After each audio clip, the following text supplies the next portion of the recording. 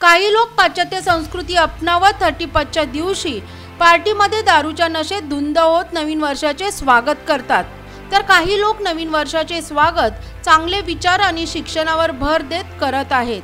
अशीच 30 वर्षाची परंपरा सफलतापूर्वक पुढे घेऊन जात माजी महापौर सुधाकर सोनवणे यांच्या नेतृत्वाखाली रबाळे परिसरामध्ये मातोश्री अनुसया संभाजी सोनवणे चॅरिटेबल ट्रस्टच्या माध्यमातून नवीन वर्षाच्या पूर्वसंध्येला क्रांती चौक वर्धापन दिन धूमधडाक्यात आणि हर्ष उल्हासात साजरा करण्यात आला। यावेळी हजारोच्या संख्येने परिसरातील नागरिक उपस्थित होते।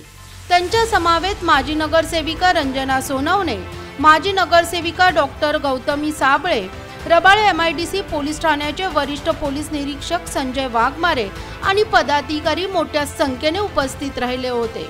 रबाळे MIDC परिसराला झोपडपट्टी परिसर म्हणून ओळखला जातो, पण सुधाकर सोनवणे यांच्या 30 वर्षाच्या अथक परिश्रम आणि संघर्षातून येथील मुलांचे भविष्य चांगले आणि उज्ज्वल घडवण्याचा प्रयत्न केला जात आहे। म्हणूनच सर्वत्र बोलले जाते, हो हे शक्य आहे। परिवर्तन शिक्षणाकडून समृद्धीकडे। शिक्षण, खेळ आणि कला क्षेत्रातील जवळपास 2500 पेक्षा जास्त विद्यार्थ्यांना सन्मान चिन्ह व प्रमाणपत्र देऊन गौरवण्यात आले, तर शाळेतील विद्यार्थ्यांनी विविध नृत्य सादर करत सर्वांना मंत्रमुग्ध केले। यावेळी सुधाकर सोनवणे आणि मान्यवरांच्या उपस्थितीत डिजिटल कॅलेंडरचे उद्घाटन करण्यात आले असून या कॅलेंडरच्या माध्यमातून प्रभागात केलेल्या शैक्षणिक, क्रीडा, कला आणि विकास कामाविषयीची छायाचित्रे प्रकाशित करण्यात आली आहेत। यालाही नागरिकांकडून भरघोस पाठिंबा मिळाला। पुरस्कार प्राप्त विजेत्यांनी माजी महापौर सुधाकर सोनवणे यांच्या नेतृत्वाची आणि मिळणाऱ्या भक्कम पाठिंब्याचे कौतुक केले। यावेळी माजी महापौर सुधाकर सोनवणे यांनी गेल्या 30 वर्षापासून निरंतर करत असलेल्या शिक्षण क्षेत्रातील सेवेविषयीची अधिक माहिती सांगत नवीन वर्षाच्या सर्वांना शुभेच्छा दिल्या। खरं तर 30 वर्षापूर्वी मी सुरुवातीला सांगितल्याप्रमाणे हा कार्यक्रम का करावासा वाटला। एक क्रांती चौक आहे, त्या ठिकाणी वर्तमानपत्र वाचनालय होतं आणि आम्हाला असं वाटलं की अरे का नको आपण ह्या गुणवंत विद्यार्थ्यांचा सत्कार करायला। जर एखादा माणूस खूप दारू पियत असेल आणि त्याच्याच घरातला एखादा मुलगा त्याला एखादं भाषण दिलं किंवा गाणं दिलं तर तो निदान तेवढ्या एका दिवसापुरता तरी आपण दारू पिण्यापासून वाचवू शकतो। आणि मी आपल्याला अभिमानाने सांगेल की अशी बरीच माणसं तुम्हाला त्या दिवशी दारू पिताना दिसली नाहीत।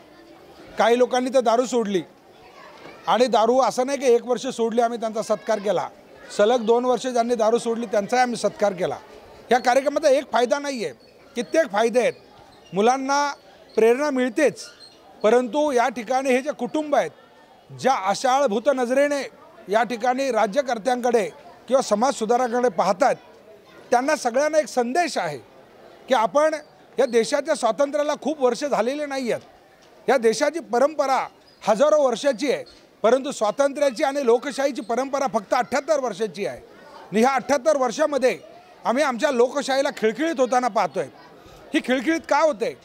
आम्ही त्या लोकशाहीला ज्या पद्धतीने आम्ही फार्म हाऊसवर पाहतोय, किंवा मोठमोठ्या पबमध्ये पाहतोय, आजची रात्र आम्हाला परवानगी द्यावी लागते अशा लोकांना पहाटे 5 वाजेपर्यंत त्या ठिकाणी सुरू ठेवण्याची. का आम्हाला अशा कार्यक्रमांच्या माध्यमातून जनजागरण करावंसं वाटत नाही आहे?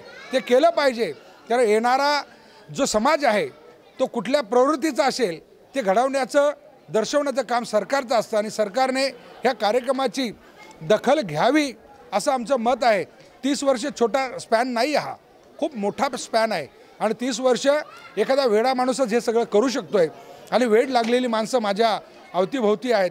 या वेड लागलेल्या लोकांनी हा कार्यक्रम या ठिकाणी आज यशस्वी केलेला आहे. भविष्यात देखील करतील.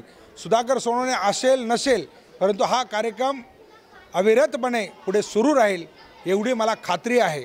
कसं असतं मोनिकाजी, आपण ज्या पद्धतीने पाहतोय की जसा तुमचा लोकप्रतिनिधी असेल तशा प्रकारची माणसं तयार होत आहेत.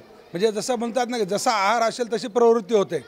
आता आपण पाहतो की झोपडपट्टीमध्ये तुम्हाला मैदान नसतं, शाळा नसते, उद्यान नसतं, हे सगळं इथे आहे. त्यामुळे प्रश्न निर्माण होत आहेत आणि प्रश्न विचारले की त्यांना दंडेलीने त्या ठिकाणी थांबवत नाही, तर त्या प्रश्नांचं सोल्युशन कसं निघेल अशा प्रकारचा प्रयत्न केला जातो आहे. म्हणून लोकांनी हा जो बदल आहे, हे परिवर्तन आहे, हे स्वीकारलेलं आहे आणि त्याचं मतिमंद आणि जिवंत उदाहरण म्हणजे प्रभाग क्रमांक 19 आणि 20 आहे. पण आव्हान होतं नाही, आव्हान आत्ताही आहे. आव्हानाशिवाय काहीच होत नाही आहे. ज्या शाळेच्या इमारतीच्या समोर आपण उभे आहोत, हिला 12 वर्ष आपण पूर्ण व्हायला लागली. तुम्ही सगळं पाहिलेलं आहे की अंडरपास जो उद्घाटन केला 12 जानेवारी 2022ला गौतमीवर गुन्हा दाखल झाला. आम्ही गुन्हे दाखल, आमच्यावर फक्त चोरीचा आणि कुणाच्या तरी अब्रू नुकसानीचा त्या ठिकाणी दावा होऊ नये एवढंच फक्त माझं म्हणणं आहे. बाकी आमच्यावर असे कितीही गुन्हे झाले तर आम्हाला त्याची पर्वा नाही आहे. कारण हा देश स्वातंत्र्य करताना कितीतरी लोकांनी आपल्या प्राणाची आहुती दिली आहे. आम्ही तर काहीच करत नाही, आम्ही फक्त ते राखण्याचा प्रयत्न करतो आहे. छोटा मोठा गुन्हा मोठी गोष्ट नाही. आव्हानाला आम्ही या ठिकाणी जुमानत नाही. मी खूप समाधानी आहे आणि माझं म्हणणं एकच असतं की सिटी सस्टेनेबल असली पाहिजे. शहर हे तुम्हाला वास्तव्य करण्यासाठी निश्चितपणे ज्याला आपण म्हणतो, नाहीतर दुबई खूप मोठ्या प्रमाणामध्ये डेव्हलप झाली. आज जागतिक स्तरावर दुबईचं नाव येतं आहे, परंतु दुबईमध्ये काम करणारा माणूस दुबईमध्ये राहू शकत नाही, त्याला शारजाला जावं लागतं आहे.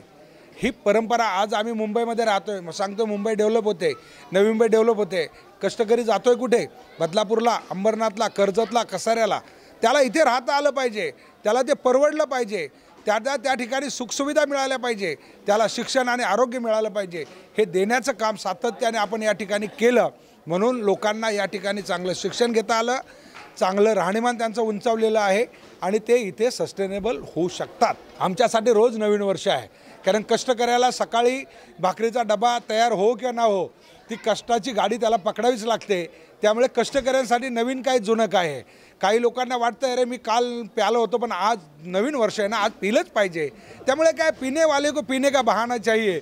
नवीन वर्ष सादर करणाऱ्याला ते कुठला तरी बहाना पाहिजे, परंतु कष्टकऱ्यांना तो बहाना नाही. त्याच्या जीवनामध्ये परिवर्तन त्याच दिवशी येईल ज्या दिवशी त्याने डोळ्यामध्ये एक स्वप्न पाहिलं की आपल्या मुलांना उच्च कोटीचं शिक्षण द्यायचं आणि त्याच्यानंतर आपण ते स्वप्न पाहायचं की एखाद्या न्यू इयरला न्यूयॉर्कला जाता येतंय का. आणि त्यामुळे आमच्यासाठी नवीन वर्ष कधीच नव्हतं, रोज नवीन वर्ष आमच्यासाठी नवीन दिवस आहे. लेटेस्ट बातम्या आणि व्हिडिओ पाहण्यासाठी सिटी नेटवर्क यूट्यूब चॅनलला सबस्क्राईब करायला विसरू नका.